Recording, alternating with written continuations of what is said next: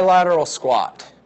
So for this drill, I'm going to show you a bunch of different variations, and this is a hot topic. I'm not a big fan. I don't do a lot, but I will do sometimes. I will do bilateral squats, meaning my athletes are on both legs, but I really like to work a lot of single leg strength. That's why you'll see us do a lot of inline lunge stuff, rear elevated split squat or Bulgarian squats. And so I just want to go over this because it's a good drill to screen. You got to be able to do it. But I'll be honest, I'm not a big back squat guy. I don't do it with a lot of my athletes. I'll front squat. I'll have them hold dumbbells to the side so it's more of a deadlift motion. But I just don't like putting the weight on the back. I am not about how much weight you can do. I'm about power output, doing it right, so the concentric motion explosive, and doing this drill right, and getting out of it what's going to make us a better athlete. Remember, I'm not going up and if I'm a wide receiver, going to a defensive back and being like, hey, squatted 335 yesterday, you should get out of my way.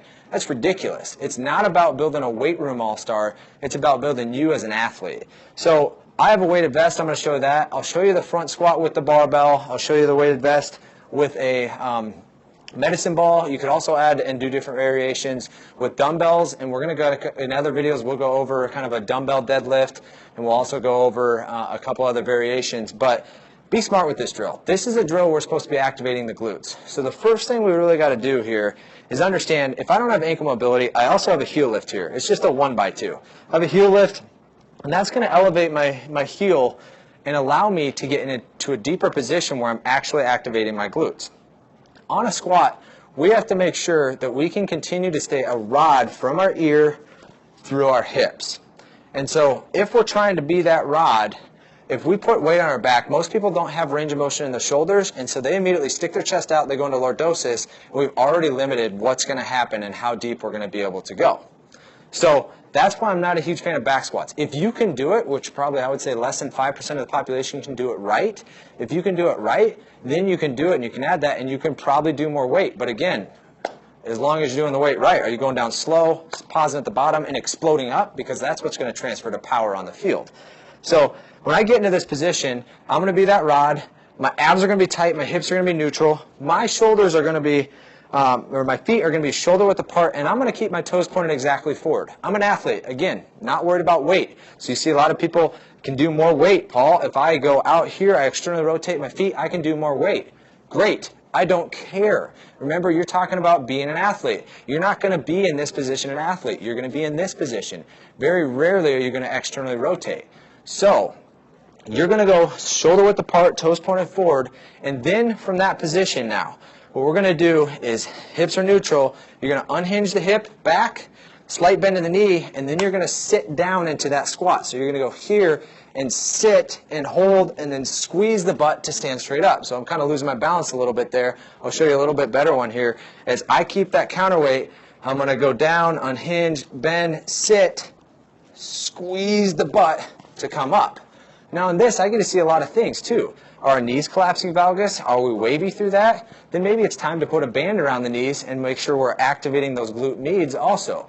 So again, squat, it's talked to death about, and it's, yeah, power output and all that stuff, but the muscle you're activating is and should be your glute from the floor.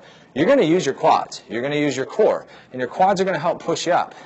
But on this one where we sit down, we're trying to stay not over the top, we're squeezing the glute. I may do some exercise with my athletes. We focus on more of that jump position, adding weight to it, and it's more quad heavy. But in a squat, understand that you're focusing on those glutes and then secondary those quads to push you up. So one more time here, if I add a medicine ball to it, or let's say I need a heel lift, you'll see how it'll make my life a little bit easier.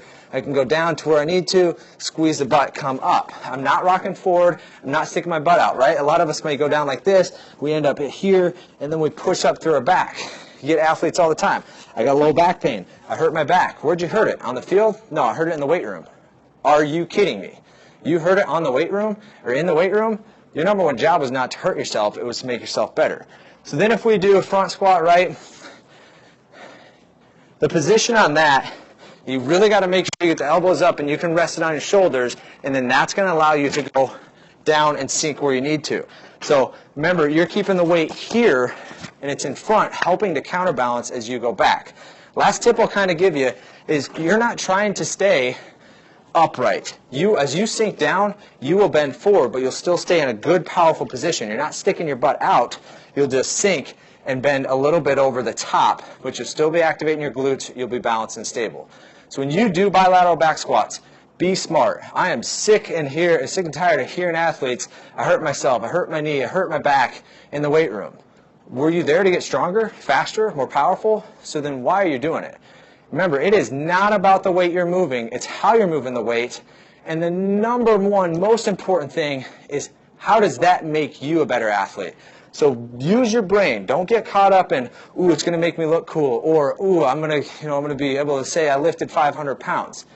The athlete across from you on the field, the court, or wherever you may be, doesn't care.